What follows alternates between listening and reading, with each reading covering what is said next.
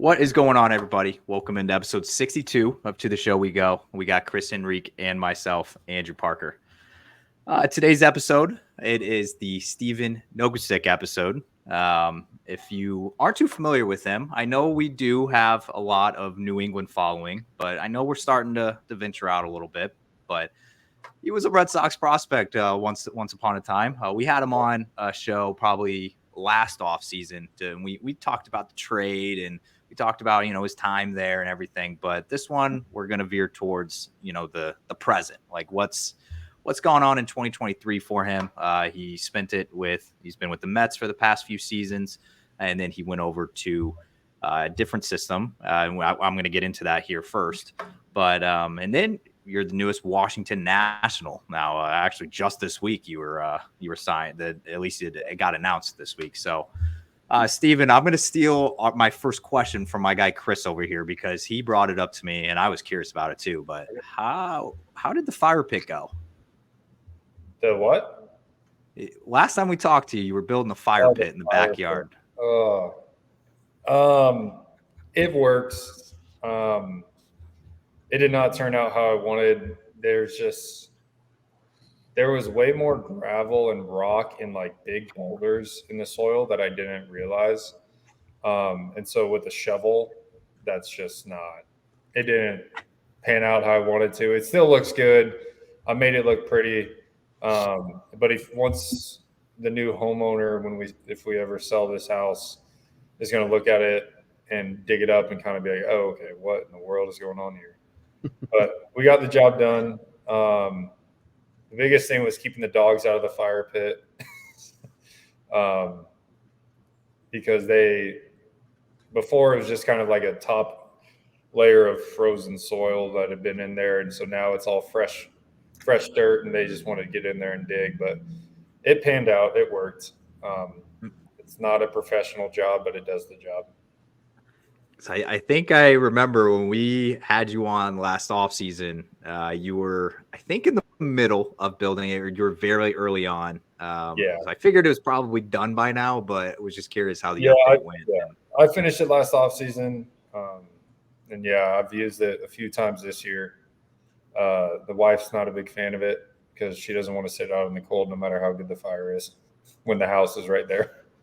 It's fair. Yeah, I can't argue with it, I guess. Yeah. But all right. Well, I did want to kind of jump into a little bit of your previous season here. I know you were with two different orgs. Obviously, you were with New York, then you finished it off in Arizona system. What was your 2023? I guess if you had to kind of talk about it a little bit and just now that you're into the off season, actually about to report this month, but like, how did it go for you? Like, what were some takeaways you had from your 23 as a whole? It was definitely a struggle. It wasn't my best year. I think there was a lot of things that I tried to change and not necessarily become a new pitcher, but, try to get on the trend of the sweeper and throw that more. And it took away from what I do best and my strengths in the hard slider, big fastball, attack the zone. And I didn't have the same stuff that I had in 22 when I had all the success. But I think all in all, I think it was a big learning experience. And then my time with the Mets, like, I still love them, still have great relationships with the Mets. And I think transitioning to Arizona, they were more on the trend of get back to your hard slider, get back to where you were in 22. And it started off great. I started throwing the ball really well, even in the PCL with a high elevation where my fastball wasn't what it normally was. With the invisible elevation kind of takes that away. But I was still able to adjust, attack the zone, and have success. And then kind of saw that my velo was down from the year before and try to make some adjustments. And that's when it went down the rabbit hole, and it wasn't great, but finished the year strong. I was happy with how I finished.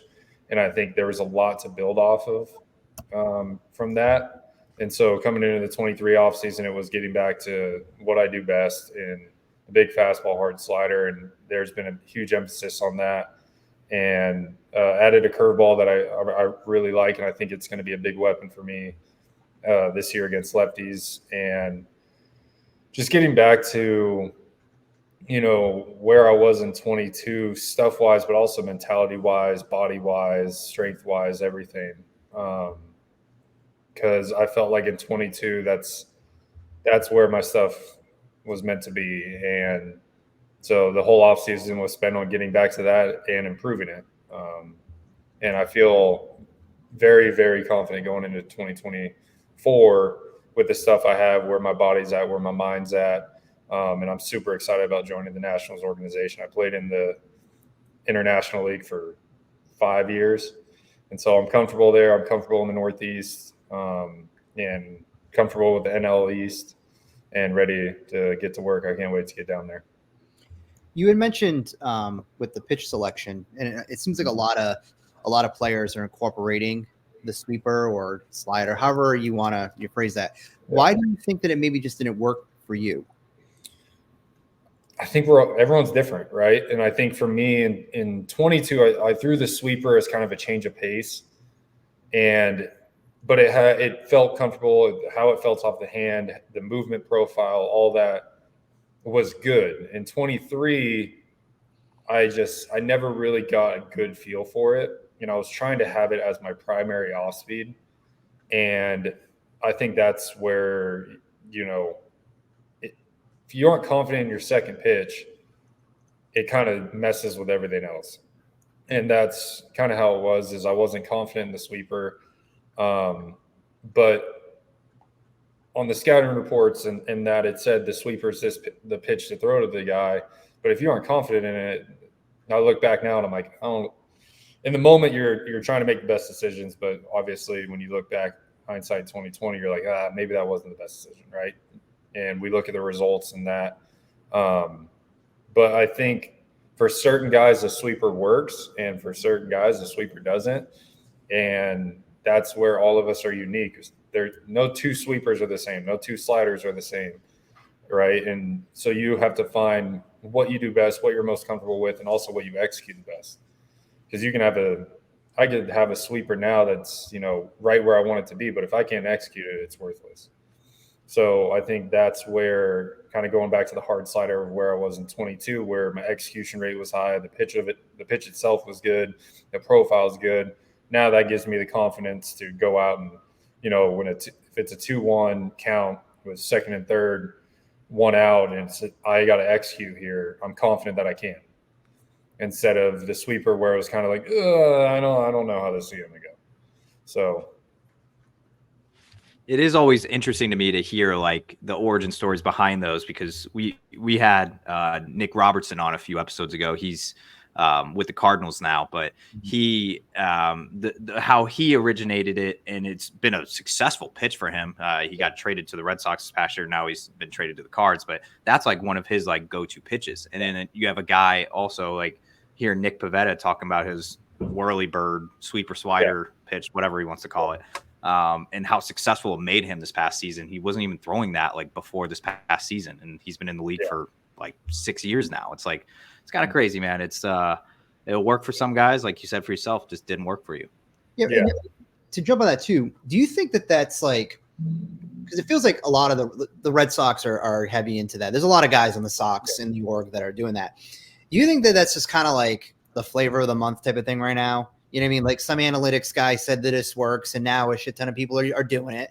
And I think it's a little combination of both, right? It's kind of like the wave of the four seam up in the zone, right? All of a sudden the league that took the league by storm, and then all of us started doing it. And then now, like, you'll constantly see these trends, and that's been in the game since baseball started of, hey, what's working?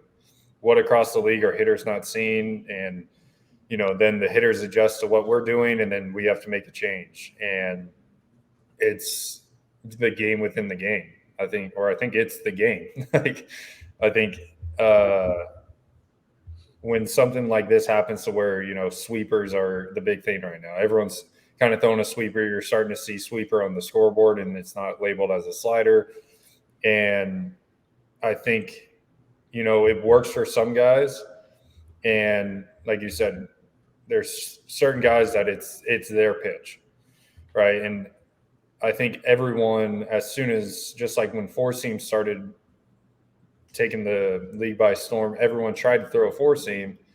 But then there's certain guys who are like, that's not my strength. I'm going to stick to what I'm doing. I just got to execute it in these different ways to be successful, right? Adam Ottavino was a huge impact on me because of how he constantly talked about, every year I try to do something different. I have to. If you do the same thing every single year, they're going to catch on. And when you face the guy 10 times in a season, by that fifth time, they're like, I know what he's going to try to do to me. I know what he's going to throw me. I know in which counts he's going to throw certain pitches.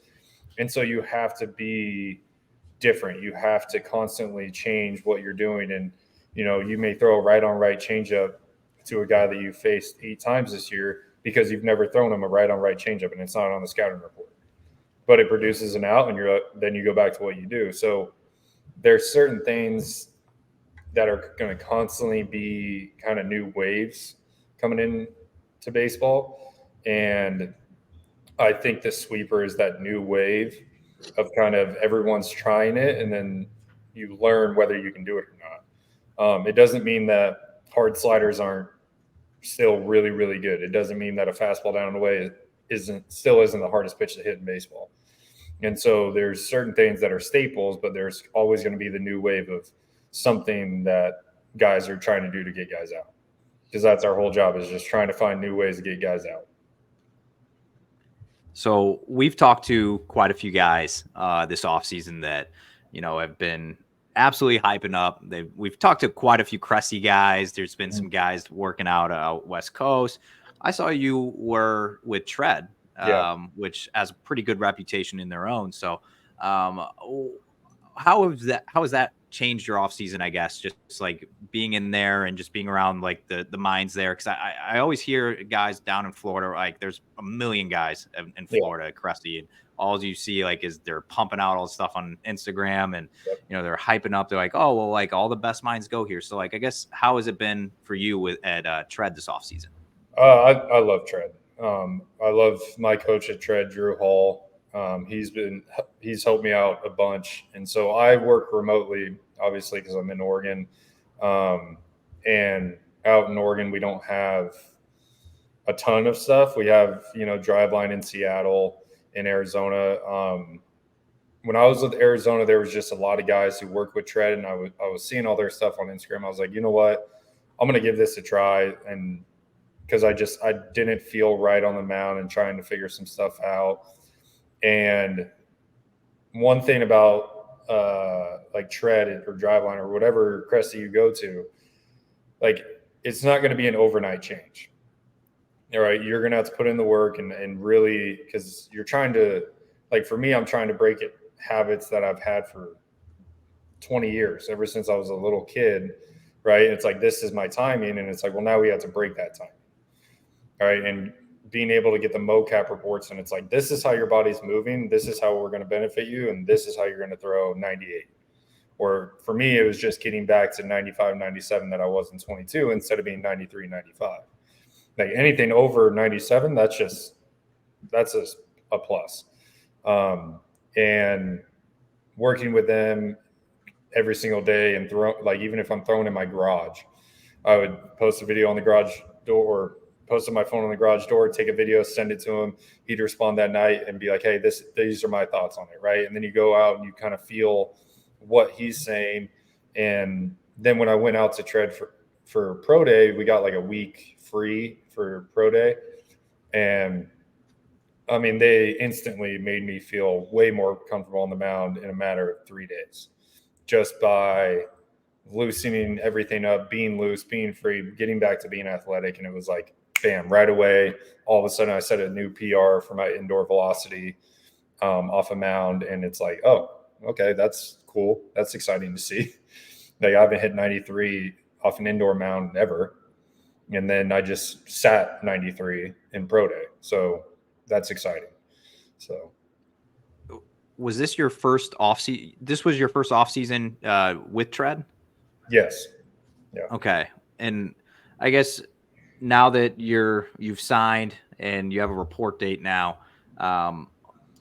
what was, I guess, just your biggest takeaway on whatever you were doing previously to what you're doing now?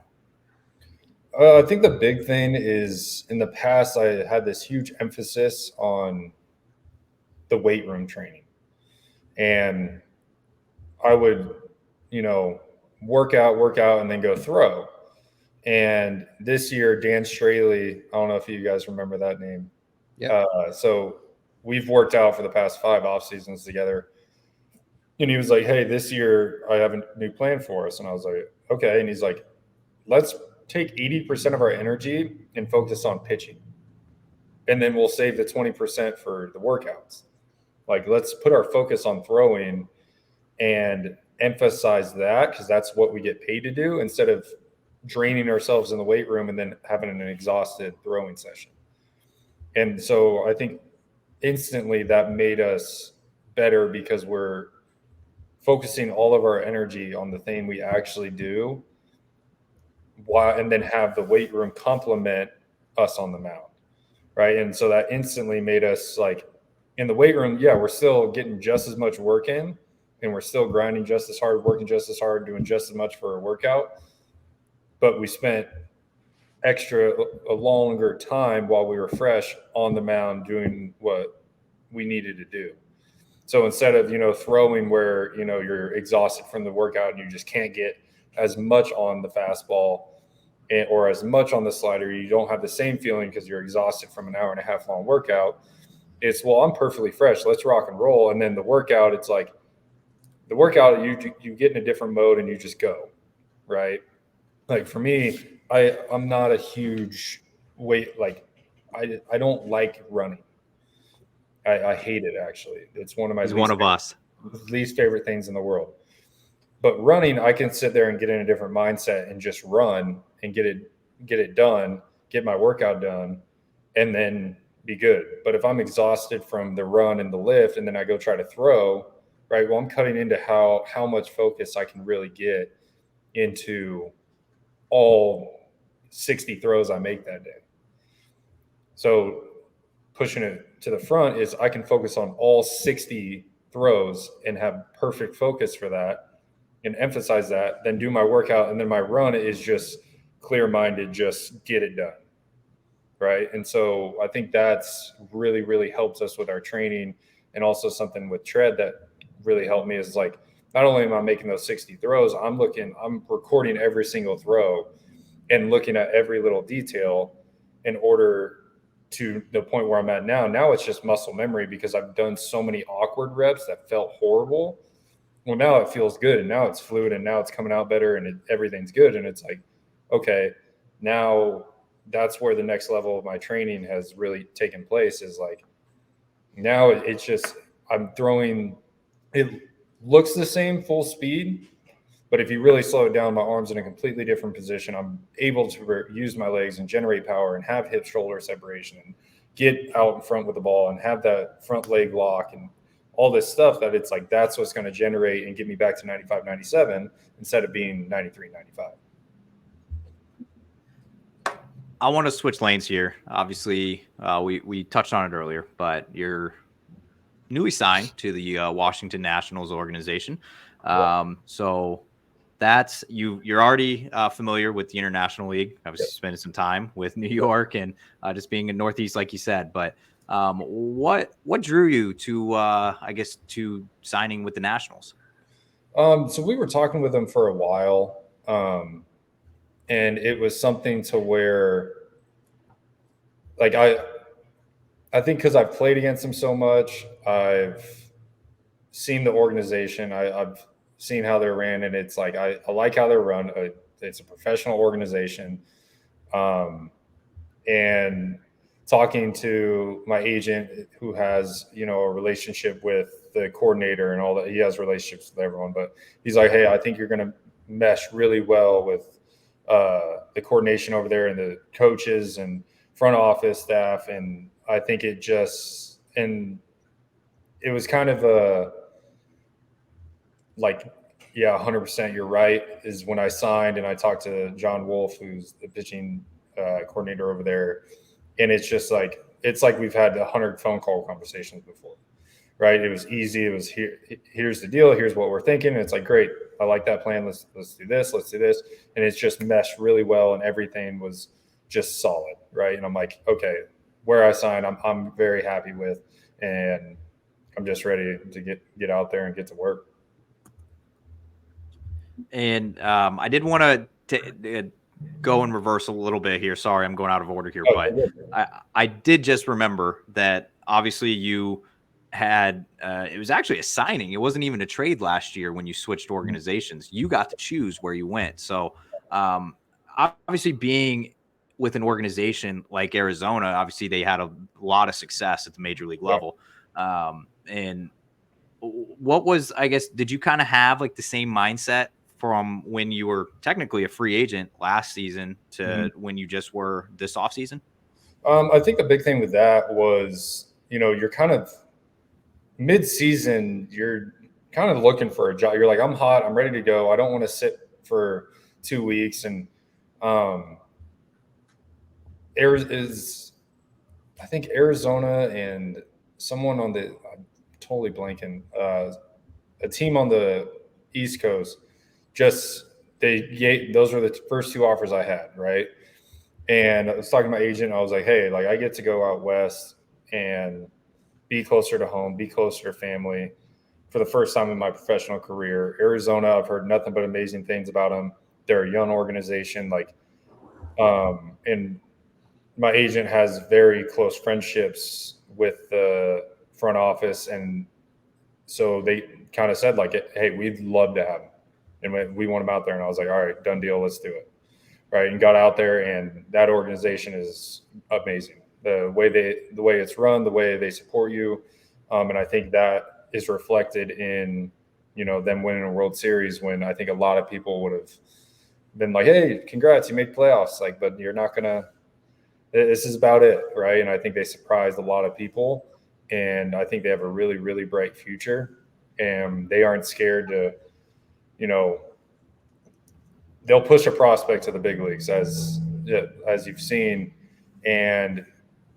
But it's more, they're ready for the big leagues. They have this emphasis of there's no moment too big. And down to the coaching staff in Reno with Lawley and that, it was just, the emphasis was to win and win often.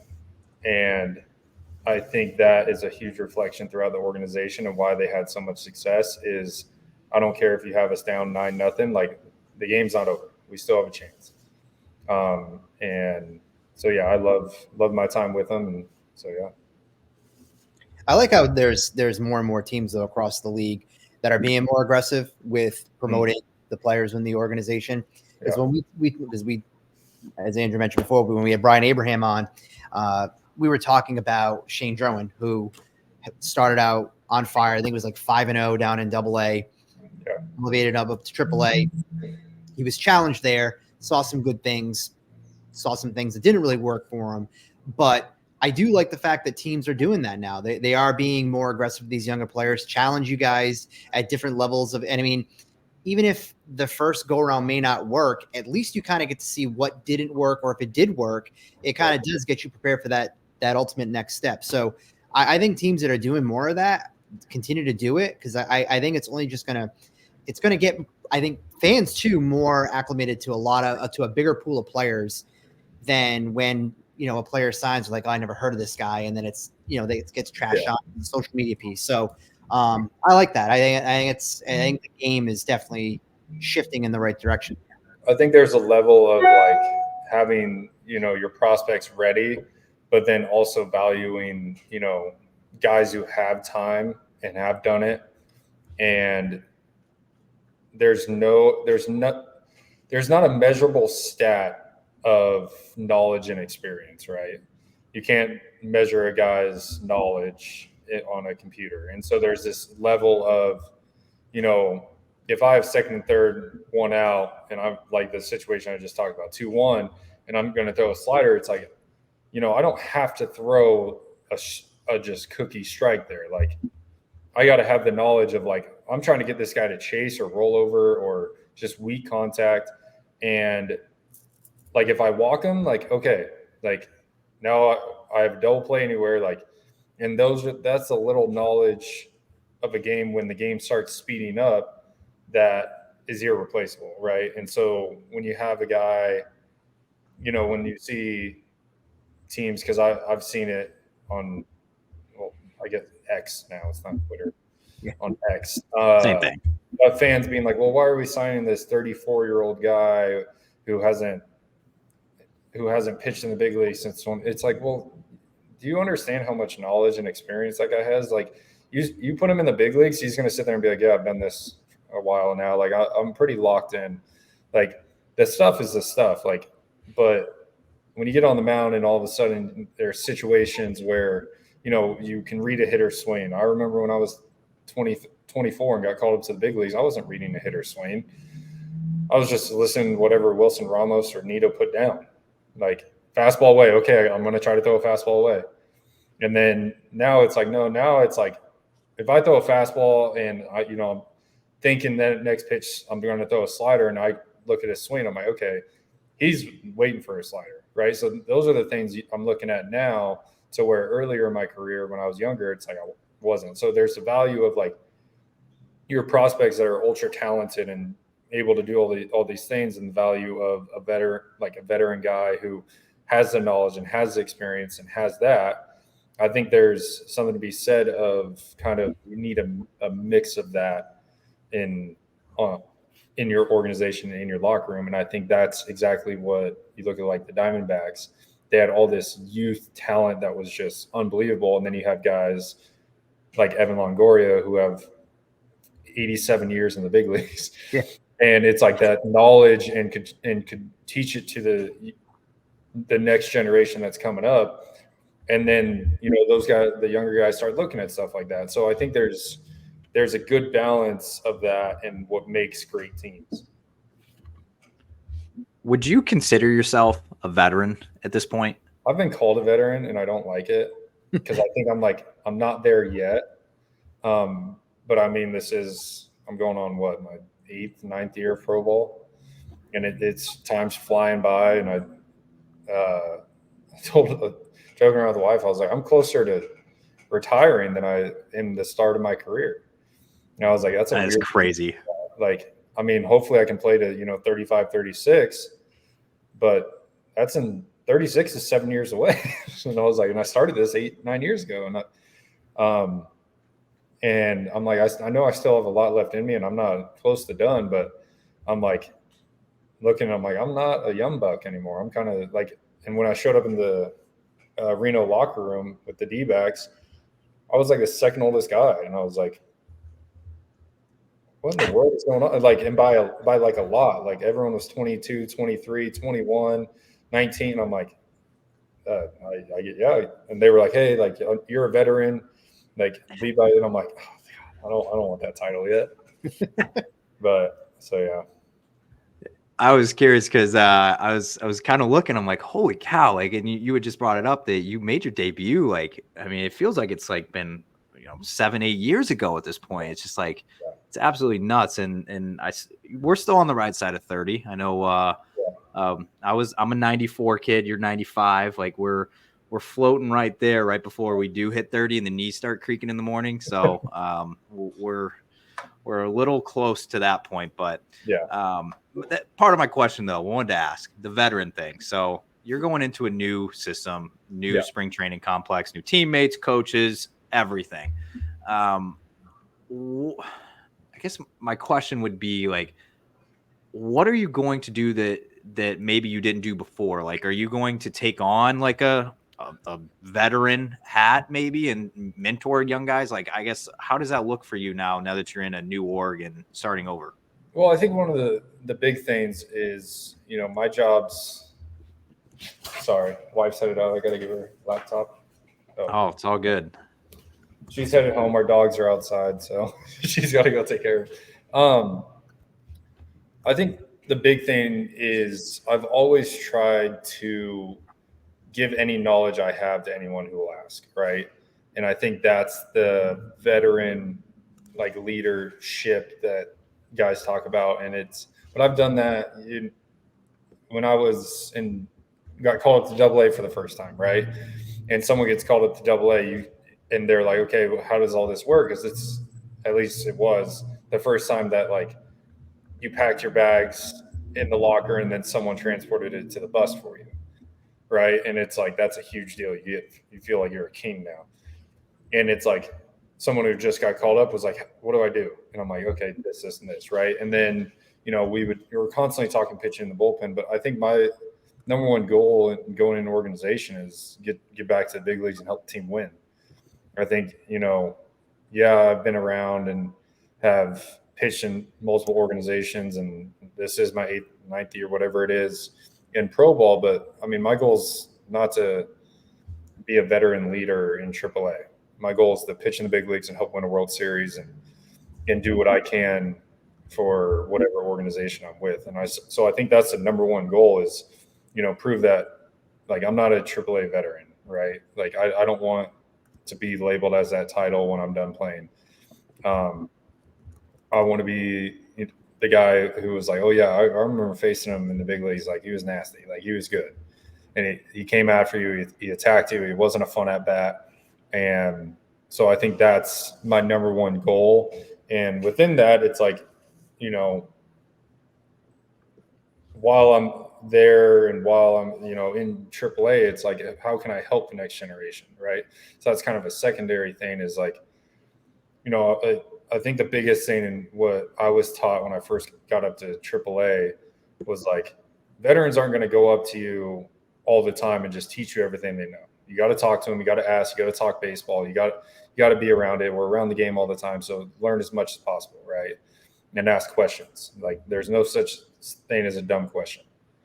And so I think that's kind of a secondary thing. But my number one thing is get back to the big leagues and be a major league arm for the next 6-7 years. I have a speed run of questions for you that I think we can get through in less than 5 minutes if you're about it. The key though is less than 5 because Andrew keeps saying I can get it done in less than 5.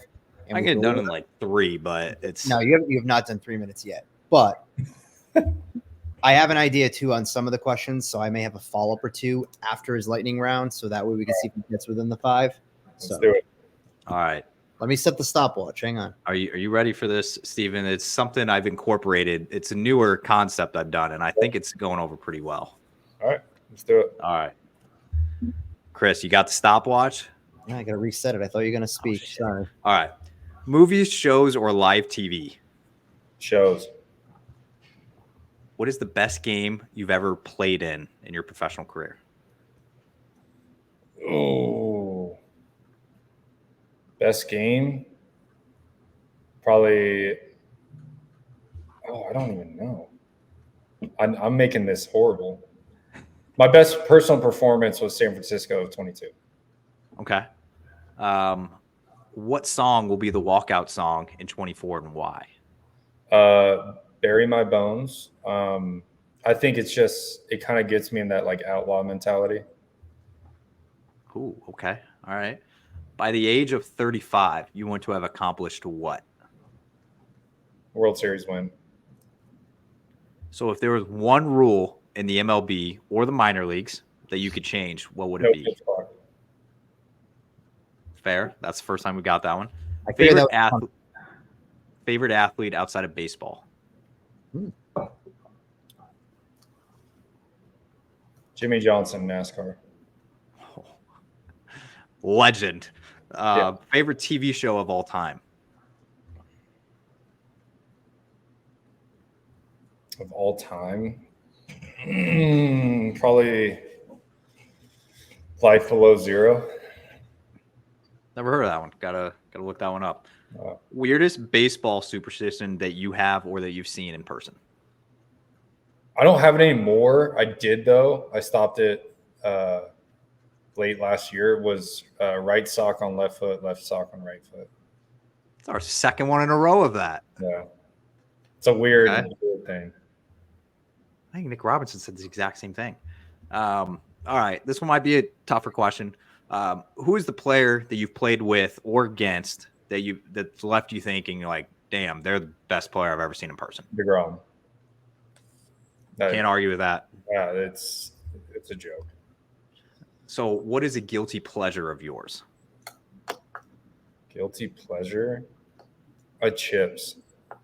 I got like most people have sweet tooth. Like I have like salt tooth and like crunch tooth. Like potato chips are, if they're around, like if we have them in the locker room, like I'm crushing all of them probably. Like I've had to come into the locker room with chips because I was like, I crushed all these. So sorry. Don't want the new nutritionist find that out. Yeah.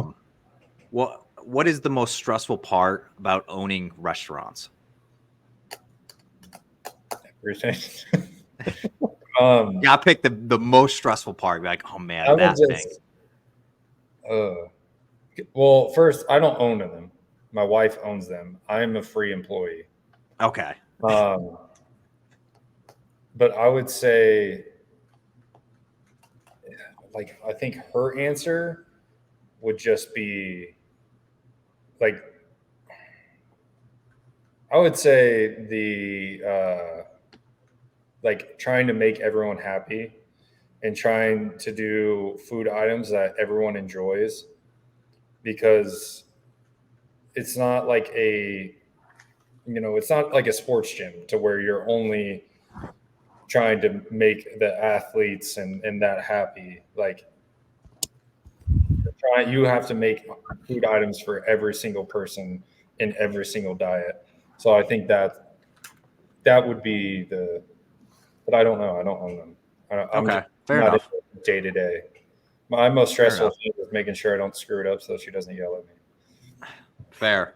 All right, we're gonna be on a food kick here. Food questions. I got three of them. Favorite fast food fried chicken chain? Chick-fil-A. Yeah, Chick-fil-A. Zaxby's was the correct answer. While we're saying on Raising Cane's good. While we're on the chicken kick, are you drums or flats guy? Probably drums. Probably drums. I like flats, but I think drums, you get more meat out of it. So you may have already answered this one with the chips answer, but what's your go-to pregame snack? Is it the chips? No. I would say go-to pregame snack would be like probably a peanut butter and banana and honey sandwich. If I'm dragging, I'm like, I need some energy. That's my go-to. All right. Worst topping to put on a pizza? Pineapple. Ooh, it's controversial, man. It's horrible. Okay. Final question of the speed round. I know I may have went over 5. I'm sorry about that, but just 5:06. Okay. All right. Well, this one doesn't really count to the speed round, but I did want to hit on it because I know Chris has a question about your beloved favorite football team to finish us off probably. But I was looking at, I don't know why. I watched this video before you hopped on. You got hit by a comebacker in Oakland this year. I think it hit you like right here. I think it got me right here. What does that feel like? It felt like getting a football helmet to the elbow. Like it hurt, but it was like, all right, whatever. The big thing was, so when our trainer said, like, if my elbow was straight, it shattered everything in my elbow. But luckily it was bent. And so I got lucky and it hit. Everyone thought it just hit me in the back, but it actually hit my elbow first. And I was actually ready to go and wanted to throw another pitch. And then Lindor pointed to it and told Buck to look at it. And then I had a few laces on it and they were like, all right, you're done. They're like, there's no point in risking it. But x-rays came back negative and it was all good. And so, yeah. All right, Chris, floor is yours to end us off here. So I'm going to just jump back to the food theme because you were talking about your wife's restaurant, Brand 44 North.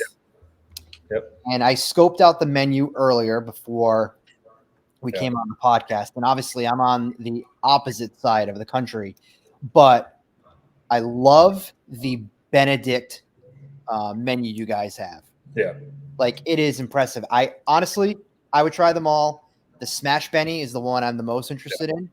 Yeah. So I like when I go to restaurants and they have a brunch menu or a breakfast menu and they have different takes on the Benedict. My favorite breakfast. So if I was to go there, the Smash Benny would be the one I'd get. There's no wrong choice. I try to stay humble with it, but my wife knows food and she knows the restaurant industry, and I'm confident saying we have the best breakfast restaurant in Central Oregon. And like, if you come, bring your appetite,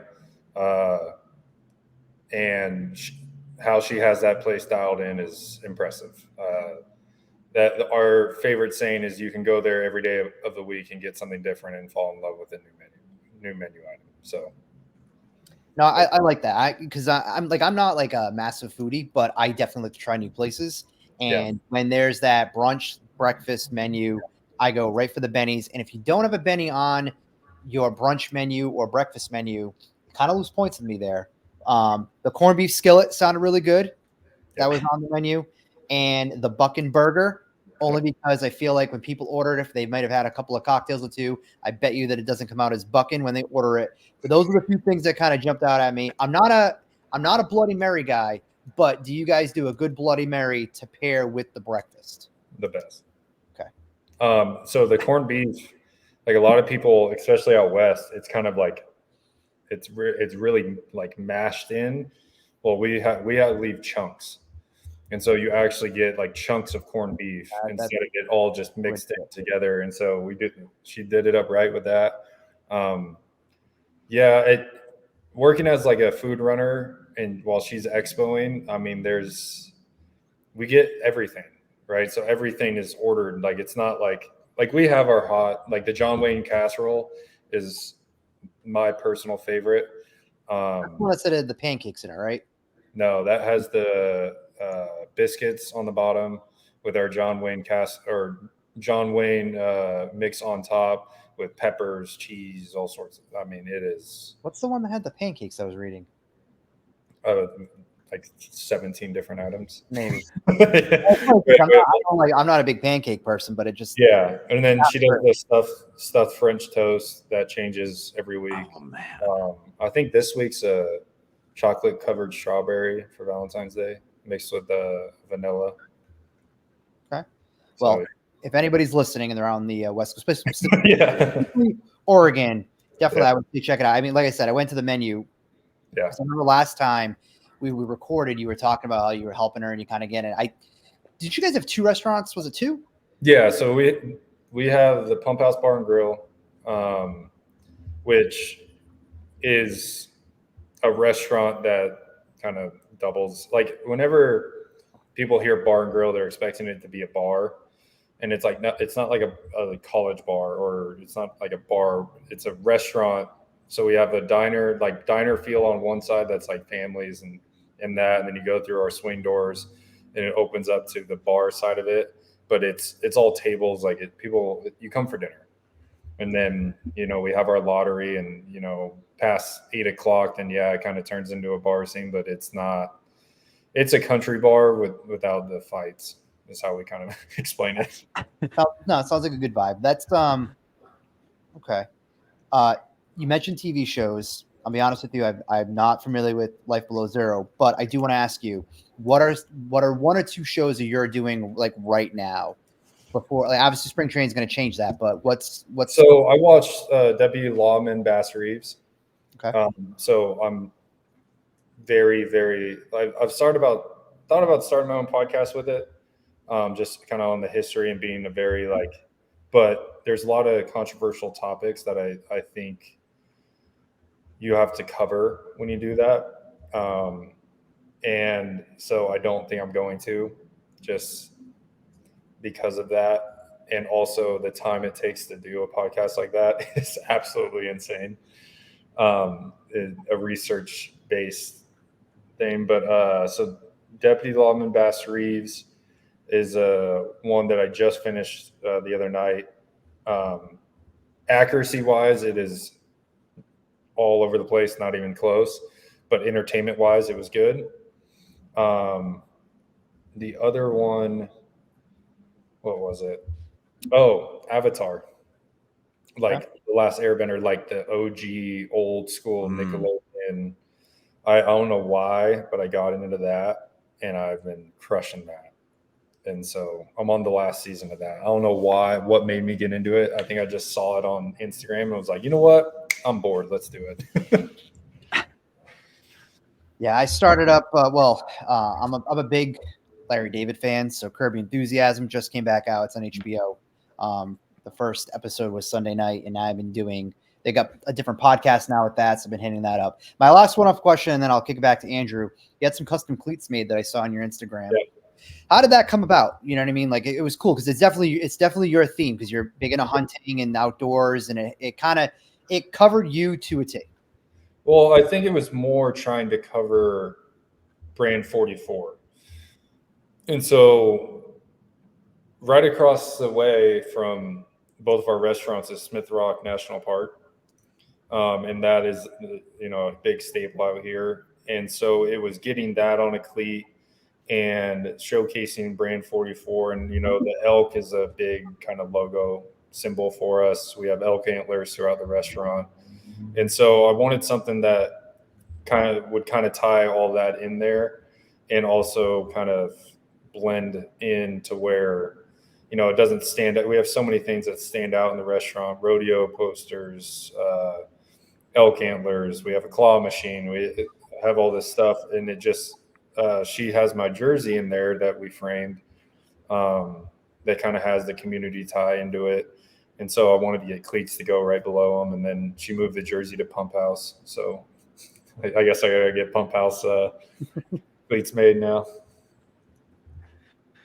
Well, Steven, I think we have like 2 more minutes before we got to hop off. But I wanted to ask you, Super Bowl, obviously, this Sunday. I know you're a big Lions guy. We through and through Lions guy. I know a lot of people jumped on the bandwagon this past year. Yeah. It had to have been fun to watch that run for you, but yeah. I want to know, are you going to be watching the Super Bowl? And then I guess quick thoughts on, just how it ended for the Lions. I mean, I'll watch the Super Bowl, but I'm not going to be bought into it at all. I can't. But I think the Lions season turned out exactly, at least what I expected it to be. I knew we were going to be really good, even though people may have said, "Oh, you're going to make playoffs," but that's it. I was like, no. I really like our team. I really like our offense, and I think the big thing is our defense stepped up huge in playoffs and when they had to throughout the season. But the 4th down call instead of kicking a field goal, and everyone's saying how Dan Campbell made a poor decision. He's been doing it all year. If you watch Lions games, we were going for it on every 4th down. It didn't matter. We weren't playing for a tie. We were going for the win. And when he made that decision, I was like, I'm not surprised. Let's go. And when it didn't work out, I said, okay, we live and die by it. Like, Dan Campbell's my head coach, Jared Goff's quarterback. I'm pumped to get Ben Johnson back as our offensive coordinator, and I'm fired up for next year. And I looked at the Super Bowl leak, and our colors are in it. So Lions Super Bowl next year, done deal. I did see the Honolulu blue on there. I think it was them in the Browns colors, I think. Was that Cleveland? I don't know what the orange means, and I don't care. The Lions are in the Super Bowl, and we're going to win. That's that. All right, man. Well, like I said, when we had you on last year, there was I think the Lions went undefeated maybe after that. I forgot what had happened. Like 7-1. Ever since crazy. Now we're going to go 27-0, but we'll see. Yeah. All right, Steven. Well, we appreciate it. Thank you for hopping on. I know you got a busy schedule before you're going with the restaurants and just getting ready to drive across the country. So good luck with that. I hope we don't see you in Worcester this year. I know Rochester's there early June. I hope you're not in Rochester. So, but if so, we will see you then. But thank you so much for hopping on. Thank you for having me on. It's always a good time.